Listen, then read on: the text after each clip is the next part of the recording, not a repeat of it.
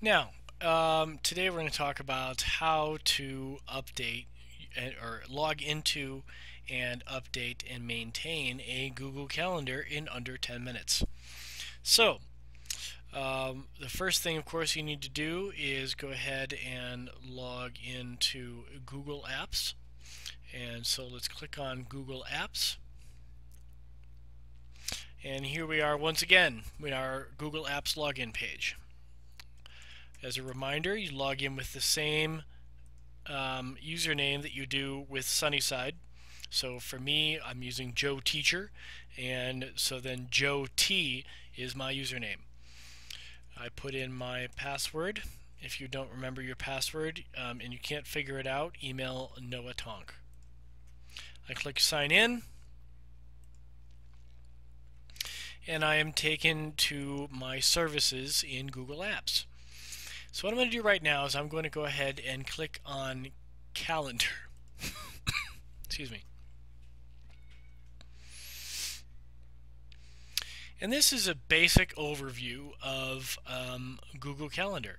It is very simple, and it provides you with everything you might need to see. It automatically adds U.S. holidays, so that's kind of nice and convenient. And for those of us who can't remember when our relatives in Colorado are currently on, on our time or an hour ahead, having those U.S. holidays in there is handy. Um, it's got a few different views. It's got day, week, month, 4 days, and agenda. All right. Each of them has their different uses, and if we ever need to talk about that, then we will. But for the most part, we're going to stick with month today. And so let's just kind of talk about the different areas here. You've got, and of course, there's sports calendars. My own personal calendar, I've got the Denver Broncos on there, for example. Not the point. So up here, this is an easy way to create an event. To quick add, I believe that's another calendar, and this is a place to maintain a list of tasks.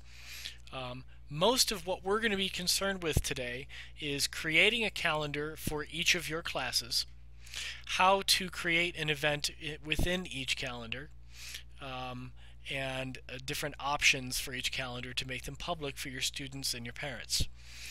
So let's come down here. This is your basic calendar. All right, we're going to leave that one alone right now.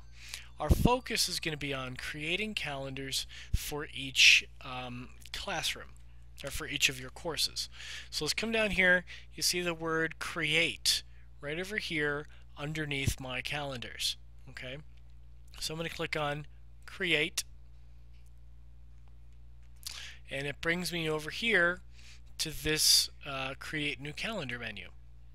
My calendar name will be biology because Joe Teacher is a science teacher, and I need to come down here and take a look at my options. Most of this stuff up here we don't need to worry about. Okay.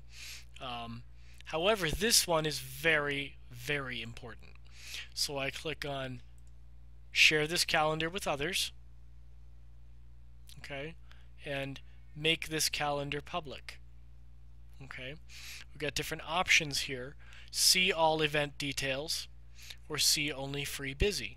Okay, you want to make sure it says see all event details, and it's very important to make this calendar public because that way it is available for the general, for anybody viewing your calendar on the web. And that's important because you never know if grandma needs to see the website, the assignments for your students, or your students' parents, or whatever. And there's some other options that we'll talk about in later podcasts. Let's go ahead and click Create Calendar. Gives a little warning. It will make all events visible to the world. Are you sure? The answer is yes. Okay. And we wait a moment, and there it is. I mean, it's biology. Now, I'm not a big fan of mustard yellow. Okay. So I'm going to click on this little arrow down here, and I'm going to pick green because green is my favorite color. plus when I think of biology. I guess that would be for science and the environment, but who cares? So it's green. And then I'm going to create a calendar for science and the environment. And to review, we type the title up there. We share the calendar with others. We make the calendar public and create. And yes. Okay? And in a moment it appears, once again, in ugly mustard yellow. So we're going to pick blue for that one. Okay, so now we got green and blue.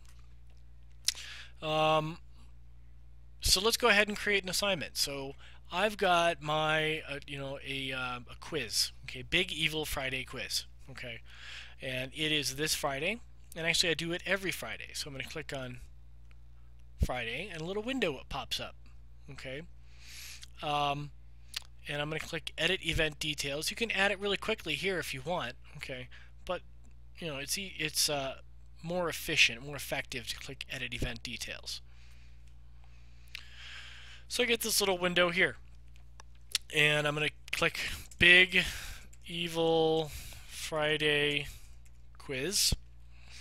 I'm going to click all day because that's, again, it's convenient. All right, and then I do it weekly, right? Because it's got the little repeat menu here, so I'm going to click repeats weekly on a Friday. Okay, and it's nice. You actually have different options here. So maybe you give quizzes twice a week. Okay, so this wouldn't say Friday; it would just say Big Evil Quiz, and you can say I give it on Fridays and Tuesdays. All right, whatever you want to do here. And then it's important to look at the calendar. I give this quiz in biology. Okay. And I don't need any kind of reminders, so I'm going to remove those. And then I'm going to click Save. Now this is basic options. There's some more advanced stuff we'll do in later podcasts. But I'm going to click Save. And there it is, every Friday. Now here's the thing. I also give this quiz in science and the environment. It's a different quiz, obviously, but I give it. So here's what I'm going to do. All right, I'm going to click on Big Friday Quiz, and I'm going to click on Copy to my calendar. Okay. And I can now click Science and the Environment because it's already listed for biology. And I would like to copy this weekly quiz to Science and the Environment. So I click Science and the Environment. It does repeat every week on Fridays. And I remove. And of course, because it's Science and the Environment, I will type the word green. Because everything that is environmental is green, if you look at the marketing. So I click Save. And there we are. Big Evil Green Friday Quiz. And you know what? That bugs me. I've decided on my biology class to be blue and my science and the environment class to be green. And there it is. Okay, we've just made those changes.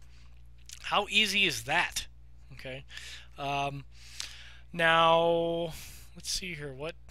Gosh, that was like so simple. I've got a whole minute left. Let's look at your settings real quick here. So if I look at biology, got display only. Oh, that's the other thing. Okay, maybe you got a whole bunch of stuff here, and you only want to see things from one class. So if I click biology, it toggles between showing biology and not showing biology. And same for science and the environment and my other classes. Okay. Got a couple other options. Let's see here. Share this calendar.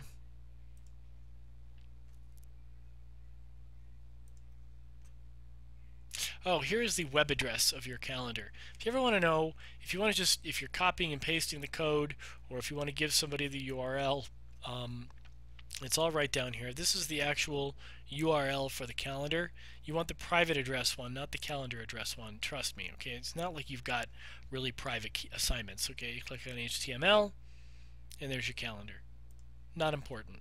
We're going to talk about what's really important in terms of sharing your calendar in the next podcast. Thank you.